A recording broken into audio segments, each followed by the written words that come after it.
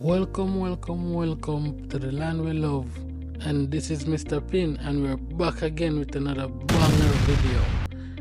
So, I know you guys have been wondering why I took so long to do another video, and I just got to say, as we all know, TikTok was banned. So, the app that I use to edit my videos, that software was also banned, and it was recently unbanned. So, here we are again, we're back again. It was really hard to find another software that could do all the things that this software could do. So we're just gonna get right into it. It's gonna be a short one, not really that long of a video this week, but let's get into it. So the first thing we're gonna talk about, we see where beenieman had a diss track for Vybz Kartel recently, and he went to Boom Sundays to preview the song, and he didn't get the feedback that he thought he would have got from the audience or from the people in the crowd. So we have that video that we're going to show you guys. We have it from two angles on the stage, and we're going to show you guys and talk about it a little bit. We also have another topic, Vybz Kartel donating $1 million to his previous primary school, Waterford Primary, and Jamaican found dead in Antigua prison. And also the last topic we're going to touch on is students giving drugs by teacher. So as we all know, beenieman and Vybz Kartel been going, there have been an ongoing back and forth who is the king of dancehall and all of that. We see Bounty Killer jumping, and I say, him is the god of the kings of the kingdom. So we see the fans going back and forth, who is saying that Vybz Kartel is the king of dancehall, who is saying that Bounty Killer is the king of dancehall, and who is saying that beenieman is the king of dancehall. But we all know that Bounty Killer don't want the king of the dancehall, because if he wanted it, he would have gotten it from a longer time, from way back in the past. We all see that he gave Vybz Kartel the king, the crown, when he was at the Freedom Street concert. So after that, that's when beenieman started to get in his feelings, I guess, and go back and forth. But we're gonna see how that play out.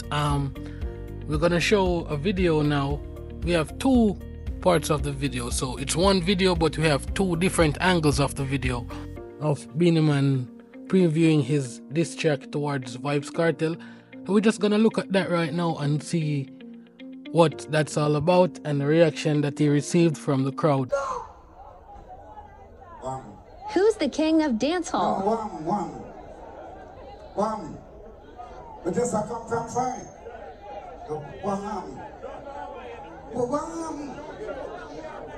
So that's how music. We don't talk to them. Then chat to me. I want to them, man.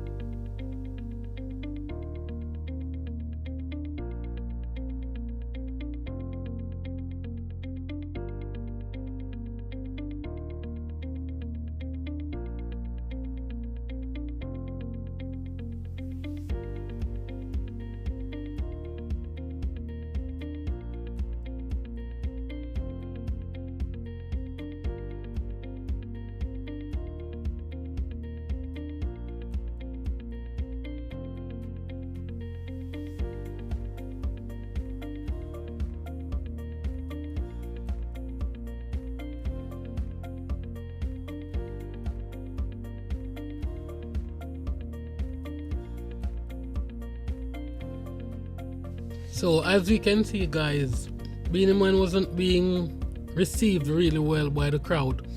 But here are some comments that some fans left we're gonna look at right now. So SJ Nelson said, the most bad mind artist in dancehall history. Shai Tally said, on behalf of beenieman, Shema kill me. One more comment said, him need to leave that alone and keep him legend status, cause people gonna start losing respect and interest in him. Bill the Don said, when me say unu fi say a Gaza me say. Jane McGizmo said, you really have to strong for be an artist, you know, man. Posh one done, the last one we're gonna read said, Monatal in Shimon legacy. A cartel time now, just live gracefully and not disgracefully. Jaja. Boy, oh boy, them a deal with beenieman wicked. And trust me guys, there's a lot more comments to be read. But we're gonna end it right there on that topic. So leave it down in the comment section and tell me what you guys think about it. The next topic we're gonna touch on, we see where Vybz Kartel donated $1 million to his primary school alma mater, Waterford Primary. So we're just gonna read a little article on the topic just to let you guys know what's happening. So the courtesy of the Jamaica Observer, it said St. Catherine, Jamaica dancehall star Adija Vybz Kartel Palmer on Friday donated $1 million to the Waterford Primary School in Portmore, St. Catherine, which was well received by administrators at the institution who were happy for the donation. Palmer, who is arguably one of the most talented entertainers of all time to emerge from Jamaica, was a student of the Waterford Primary School before he matriculated to the Calabar High School in St. Andrew. Honorable luck, you know. A source told Observer Online that Palmer did not turn up at the school in person, but sent a representative to make the donation. Already, the administrators are raring to start spending the money on important and well-needed programs at the school. Part of the funds will help to bolster the performing arts program, and the plan also is to buy some computers. Also, they will be doing a treat for the children next week, the source shared. The source shared too that in September last year, when the current school term began, Palmer's family donated books and stationery items, and that the institution was very grateful. When school just opened, they gave hundreds of notebooks, pens and pencils. That was great, the source added. The Observer spoke to one member of Palmer's management team who promised that a comment would be issued soon. So we can see that Vybz Kartel did not only give $1 million to the school, but in the past he also gave them tons of books and other stuff as well. Now, this is one of the reasons why Vybz Kartel is so well liked, because Vybz Kartel is always sharing his money with the public. He's always giving back to the people. So the people is always gonna love Vybz Kartel.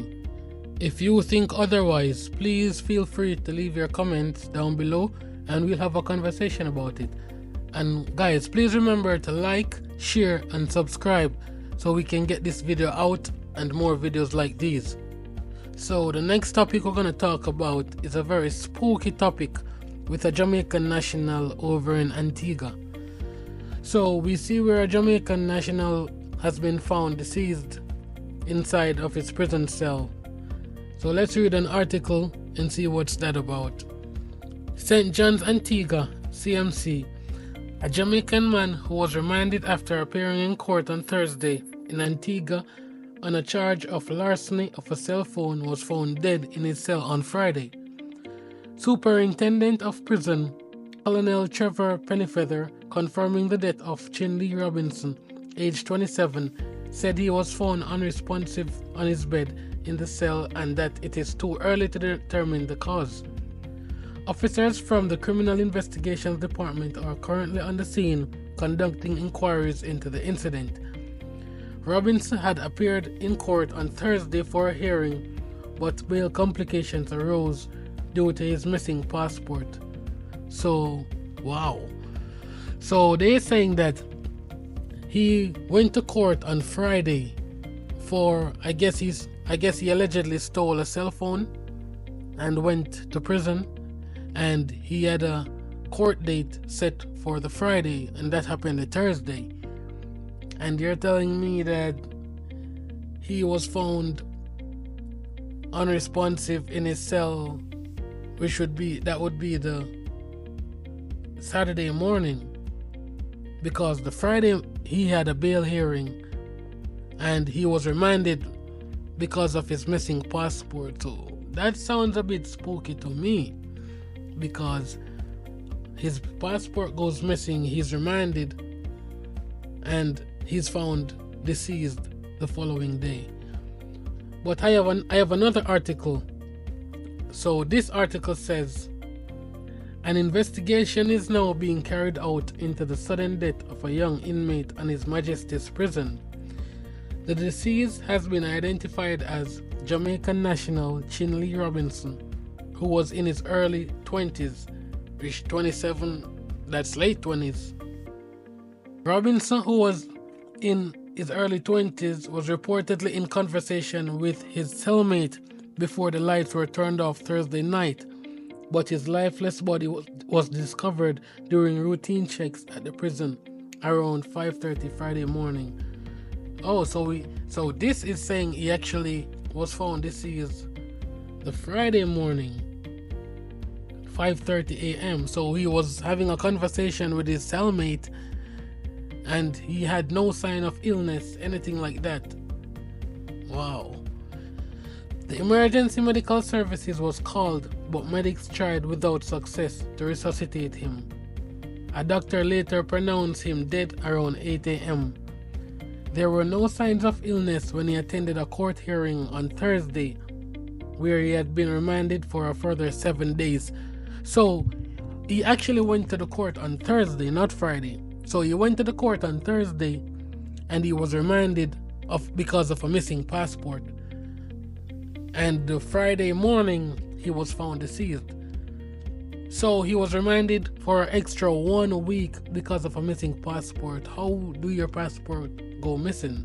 Which, all these are allegations, and we're not going to pretend that we're there. So we'll just keep following this story to see what really is going on and what's the outcome, because if something really happened in that cell, then when the forensics are ran and stuff like that, then we can find out what is the cause of death and stuff like that. So I'll just keep you guys updated on this story, and we can continue from there. So the last topic we're going to touch on is a very disturbing topic at that, one that no parent would want to see or hear happen to their child.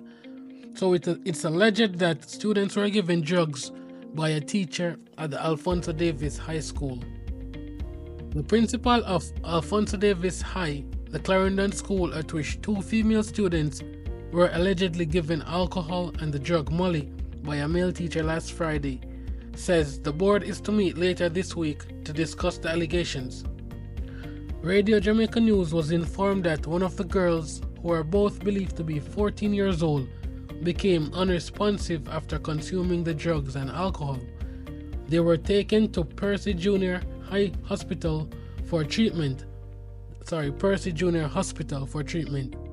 The principal, who spoke to Radio Jamaica News on Tuesday morning, said the police visited the school in Spalding on Friday and started preliminary investigations. He said a meeting was held Monday involving the students, their parents, and the teacher named. The principal said the girls gave their accounts of what transpired and were asked to give written reports.